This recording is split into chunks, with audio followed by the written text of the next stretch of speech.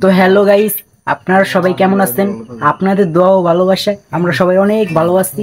তো আজকের ব্লগটা কি নিয়ে হচ্ছে সেটা তো টাইটেল এন্ড থাম্বনেল দেখি বুঝে গেছেন। আজকে আমরা এই রাতের বেলা, এখন রাত বাজছে 1টা, তো এই রাতের বেলা আমাদের সব বন্ধুকে শয়তানে লাললো, তো এই জন্য আমরা সব বন্ধু মিলে মুরগি পুরে খাবো। তো আজকের ব্লগটা খুব ইন্টারেস্টিং হতে যাচ্ছে, সবাই লাস্ট পর্যন্ত দেখতে থাকেন, কেউ স্কিপ করবেন না। Let's go. আজকে মুরগি পুরে খাওয়ার জন্য আমার বন্ধুর ফার্ম থেকে একটা মুরগি নিয়ে আসলাম। মুরগিটাকে কেটে 8 পিস করে একটা বলের ভিতরে পানি নিলাম। পানি নিয়ে ভালো করে মুরগিটাকে ধুয়ে নেটের উপরে রাখলাম। তারপর একটা কাঁটা চামচ নিলাম। কাঁটা চামচ নিয়ে মুরগিটাকে ভালো করে ছিদ্র করতে থাকলাম, কারণ ছিদ্র না করলে ভিতরে মশলা ঢুকবে না, আর মশলা না ঢুকলে তো মুরগি খাইতে ভালোই লাগবে না। মুরগি ছিদ্র করা শেষ, এখন আসলো মশলার পালা। সবার প্রথমে হলুদ নিলাম, হলুদটাকে ভালো করে ছিটিয়ে ছিটিয়ে মুরগির উপরে দিলাম। তারপর কিছুটা পরিমাণ মরিচ দিলাম, মরিচ দেওয়ার পরে কিছুটা লবণ দিলাম। দেন মুরগির মশলা নিলাম, মশলাটাকে ভালো করে উপরে ছিটিয়ে দিলাম।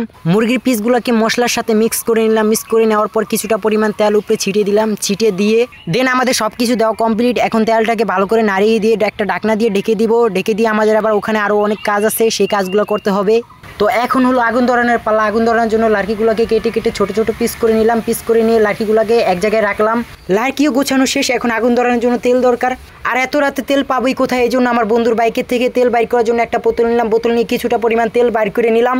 নেওয়ার পরে ওই তেলগুলোকে ছিটিয়ে লার্কির উপরে দিলাম। লার্কির উপরে দিয়ে আগুন ধরিয়ে নিলাম। আগুন ধরিয়ে নেওয়ার পরে নেটটার উপরে কিছুটা পরিমাণ তেল দিলাম। তেল দেওয়ার পরে এইদিকে তাকিয়ে দেখলাম আমার এক বন্ধু পুরো টান্ডা নয় ঘুমায় রয়েছে। নেটটাকে আগুনের উপরে দিলাম। আগুনের উপরে দিয়ে আমরা দুই বন্ধু মুরগিটাকে পোড়া শুরু করলাম। তো কার কাছে কেমন লাগতেছে সেটা তো জানি না, আমার কাছে খুবই ভালো লাগতেছে, কারণ অনেকদিন পর মুরগি পুরি খাবো। আর এই কথা ভাবতে ভাবতে আমার তো জিভে জল এসে গেল। দেন কিছুটা বাতাস দিয়ে ধোঁয়াটাকে সরিয়ে দিলাম। আর এইদিকে আমাদের মুরগি পোড়া কমপ্লিট। আমি আর থাকতে পারতাছি না। আমাদের মুরগি পোড়া শেষ, এখনই আমরা সবাই খেতে যাব। কিন্তু আমরা এই দুই চাস্তু ভাই পরিশ্রম করতে করতে পুরা ঘামায় ঘুমায় গেছি। আর আমাদের দুই বন্ধুর অবস্থা দেখেন, একটু দেখে আসেন এদের অবস্থা। এরা কি মজা করতে আইছে নাকি? এই যে দেখেন এই শ্যাম্পুর অবস্থা। এই যে এই একজন দেখেন, এই যে এটি কি মানুষ? কোন নামেরাই কোন নামটা কিছু এরকম না। তো আমরা সব বন্ধুরা মিলে খাওয়া শুরু করলাম। আর আমি সব থেকে বড় পিসটাই বেছে নিয়েছি, কারণ আমি পরিশ্রমে বেশি করছি। আর গাইস খুবই মজা লাগতেছে, অনেকদিন পর খাইতেছি তো, আর এই জন্য উফ জোস পুরাই। আর এইদিকে আমার বন্ধু আবাইতাল্লাহ খাওয়া শুরু করছে। ওর অবস্থা দেখে আমি তো পুরাই হতাশ। এই জন্য ওরটা দেখে আমিও থামতে পারলাম না, আমিও খাওয়া শুরু করলাম ওর মতন, আবাইতার মতন। কী করবো গাইস, রাত 3টা বাজে গেছে, এখন আর না খেয়ে পারি। এখন আমিও খাওয়া শুরু করলাম আবাইতার মতো, যেমনি পাইতেছি অমনি খাইতে আসি। খুবই মজা লাগতে আসছে। আর খেয়ে পেটটা পুরাই ভরে গেল। সেই স্বাদ, এত স্বাদ কী জন্য? তো হ্যালো গাইস, আজকের ব্লগটা এই পর্যন্তই শেষ।